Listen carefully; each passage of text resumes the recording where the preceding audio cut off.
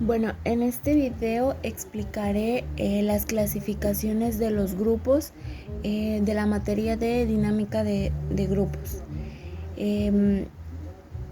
Existen 7 diferentes tipos de grupos, que son los grupos primarios, secundarios, los grupos según su forma de integración, los grupos motivados, los grupos preformados, los grupos formales e informales, los grupos organizados y desorganizados y los grupos abiertos y cerrados.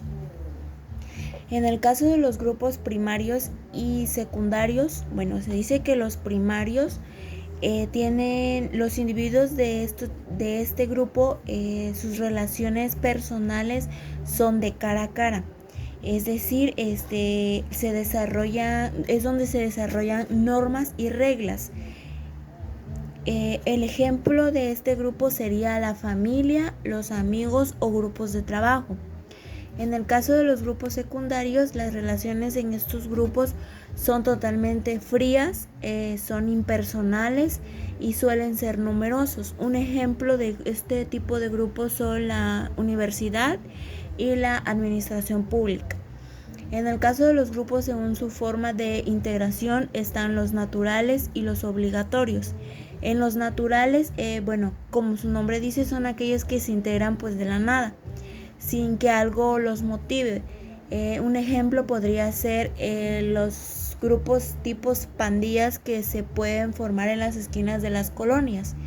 En el caso de los grupos obligatorios, como su nombre lo indica, pues en este caso el individuo permanece por voluntad ajena en este grupo. Un ejemplo sería un área de trabajo. En los grupos motivados, se dice que tiene un objetivo común y los cuales sus miembros se incorporan a otros grupos por la aprobación de los demás. Un ejemplo sería los grupos políticos, las asociaciones profesionales. En el caso de los grupos preformados, se dice que los miembros se conocen entre sí y están unidos efectivamente antes de construirse. Un ejemplo de este tipo de grupos serían los grupos de aprendizajes, los cuales están diseñados para capacitar a los profesionales. Los grupos formales e informales están los formales, que son los que siguen una autoridad. Los integrantes tienen una posición de autoritarismo, tienen recompensas donde su líder es designado por la organización. Un ejemplo serían los grupos de empresarios. En los grupos informales son las alianzas que no tienen una estructura formal. Un ejemplo de esto podría ser los grupos que están constituidos por lazos de amistad. Los grupos organizados y desorganizados, en los organizados se dice que son llamados así, donde existe como tal una división de trabajo, es decir, donde en ese grupo se le designa a cada uno de los integrantes un trabajo que tiene que realizar.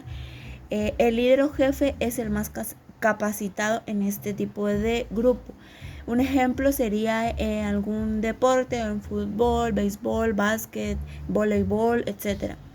Y desorganizados, pues como su nombre lo dice, son aquellos que pues cada uno de los integrantes de dicho grupo realizan sus roles conforme a ellos les parezca. Un ejemplo de estos podría ser los grupos de ciudadanos.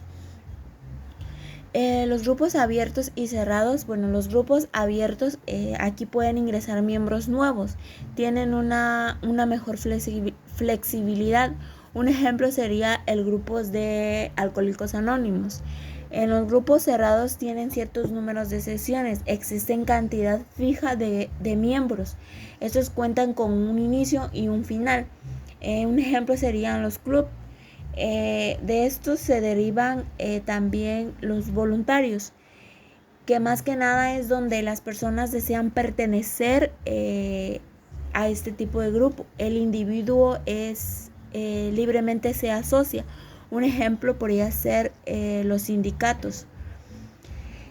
De este tipo de grupo voluntario se derivan otros subgrupos. que son por cultura homogénea, por intereses homogéneos especializados, múltiples actividades y los terapéuticos, y por último según la edad. Estos son las clasificaciones de los grupos.